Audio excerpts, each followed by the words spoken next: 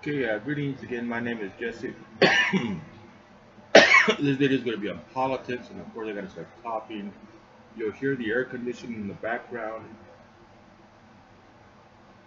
It is so hot in the miserable city that I live in that I need to have the air conditioner on, and such as it is, it's close enough to be interference, but I can see from the mic control that my voice goes over it. And the point that I wanted to make today is that the distinct uniqueness of America is that the individual is in charge.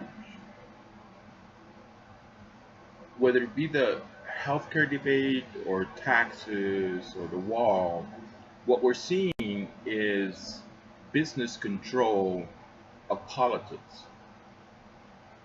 I don't think we can say that Donald Trump is being controlled by business, but it's very evident that the Congress, Paul Ryan, and people like Paul Ryan and Mitch McConnell and people like Mitch McConnell are basically doing the will of corporations and disregarding the will of people,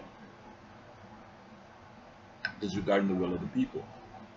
I've heard that on both sides, individuals are concerned that whatever action they take is going to count against them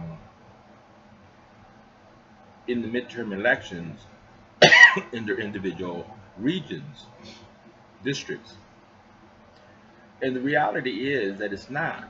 That's not why. That's a pretext. The reality is that it is business is manipulating politicians to get what they want. The healthcare group, the first people who came out against the Senate healthcare bill was a hospital group. That should tell you all you need to know because they're going to lose money and they don't want to lose money. But the point of this little video essay is that the person in America, the individual, is the person who's in charge. I'm going to have to take some days off that I don't want,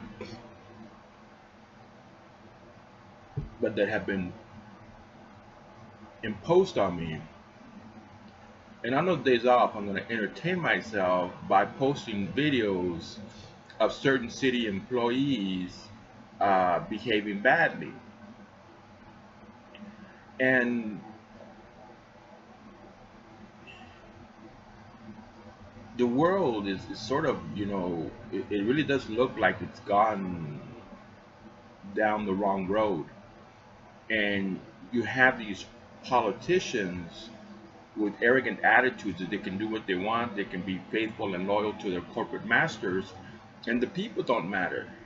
And there's the same attitudes that you see in city police or other city employees. And the individual is the one who has to be in charge with sanity, not with craziness.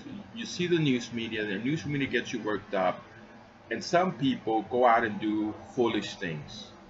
And that just complicates the issue because it's counterproductive. Unfortunately, we have too many, what's the word I should use?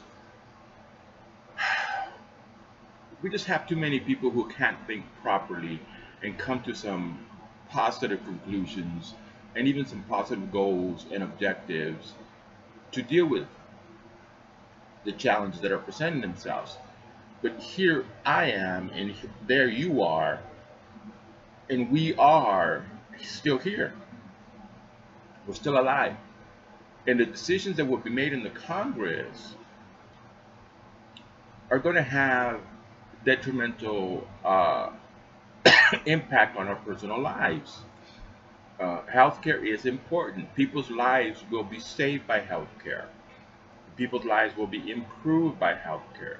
Not the current American healthcare system, but the science of healthcare will save many lives and minimize pain and suffering for a lot of people. And I have said before that it's very easy to take the power away from the three major healthcare systems that manipulate healthcare and return it to the people.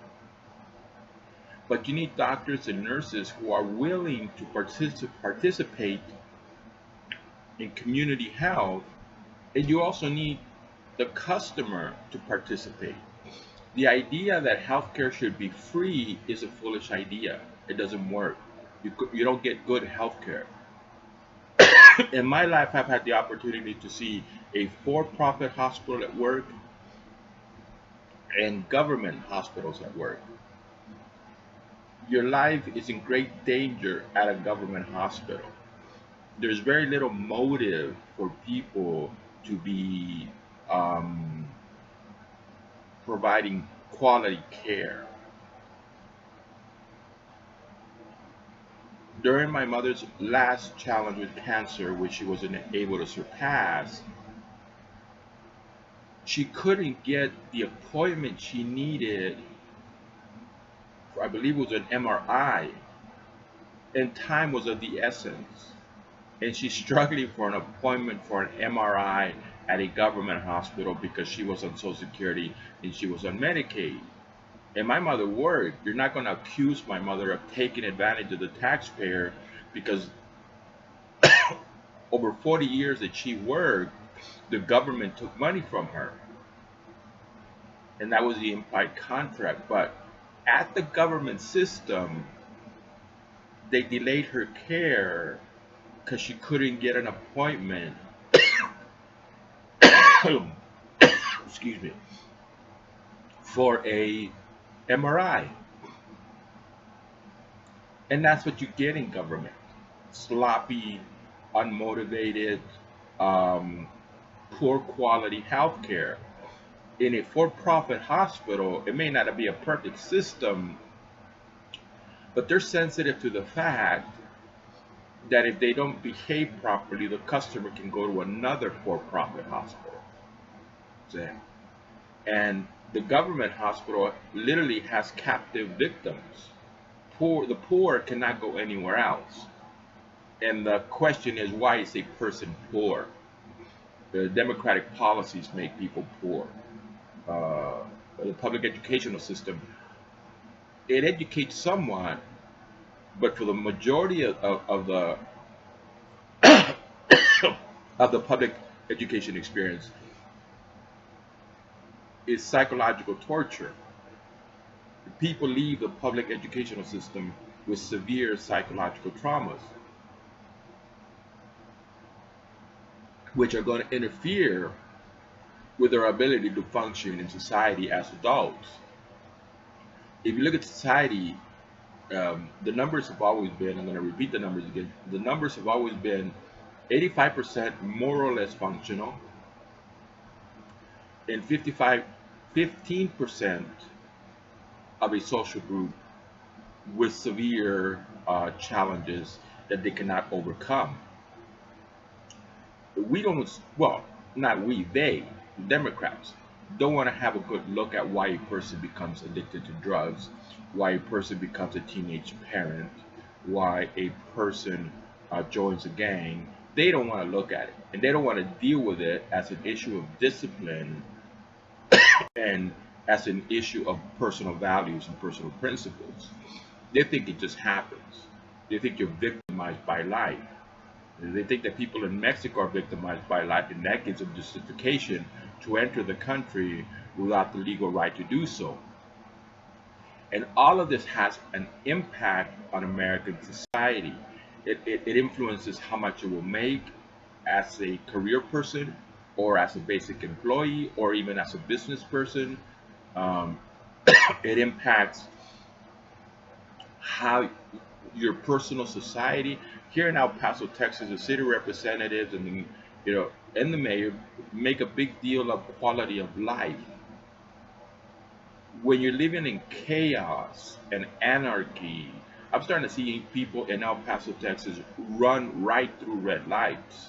I used to see that in Mexico. Now I'm seeing it here in El Paso, Texas. People are developing their own morally corrupt values, which involve behaviors that are dangerous and that can harm other people.